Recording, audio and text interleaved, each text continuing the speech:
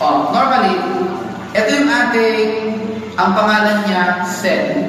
Ito yung ating artery. Ito yung ating vein. Meron tayo tinatawag na, let's say, RBC, may laman ng glucose. Para si glucose, mapunta kay cell, dapat may umiikot dito na insulin. Tama ba?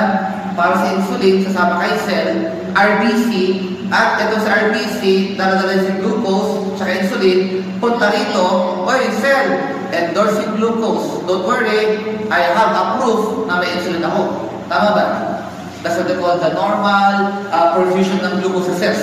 Ang problema ngayon, what if wala kang insulin? Kasi pinanganak ka, walang insulin. Anong tawag sa'yo? Diabetes type 1. Diba? Ang mangyayari ngayon sa pasyente na may DM type 1, yung daladalang glucose ng ating cell, RBC, is still glucose, dadaan dito, cell, endorse glucose. Sabi ni cell, where is the insulin? Sabi ni RBC, sorry, wala. Sorry, hindi ka nagtatapin. Walang insulin, kaya lalabas pa rin sa vein si RBC na may glucose na rin. Kaya every time you perform CBG, so tawag ng diabetic, you are puncturing the vein. Maraming asukal, nababasa sa trigger, 120, 150 na buhaba. Kaya ang ginagawa ng insulin ngayon, yung regular at yung clear na NPH, is we are putting here insulin para yung daladalang glucose ng ating RBC mapunta sa mga cells. Nakuha ba? Para hindi maipon yung glucose dito. Kasi kapag naiipon ang glucose dito, ang hahanapin na energy source ni cell ay si fat. And fat, by consequence, build up what? Ketones.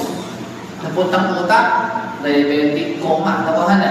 Now, kung pinanganak na walang insulin ng pasyente, we will give the patient insulin. Here comes the magic. Tingin dito.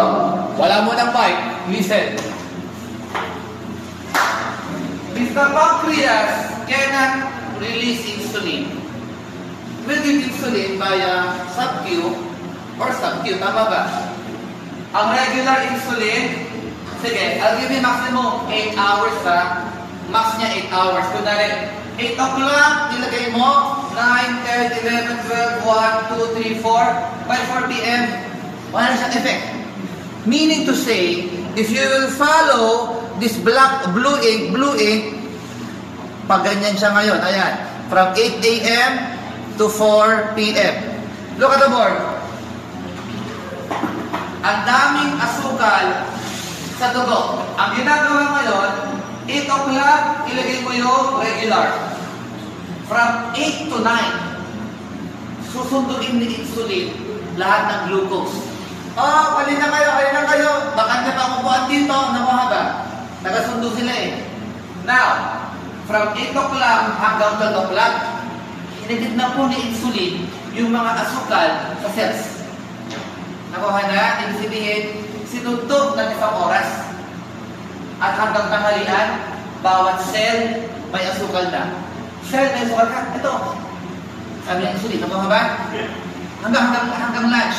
Pero by 4 p.m. or 3 p.m., ang insulin, wala na, tapos na. So, it's only 8 hours, tama ba? So, kung sa dinami-dami ng insulin sa buong mundo, ang na-invento lang ay sa regular. Ilang beses siya mag-i-inject ng insulin sa buong 24 hours ng buhay niya? Sige nga. Kung ang na-inventong insulin is regular lang, ilang beses mag-i-inject yung pasyente ng insulin sa buong 24 hours?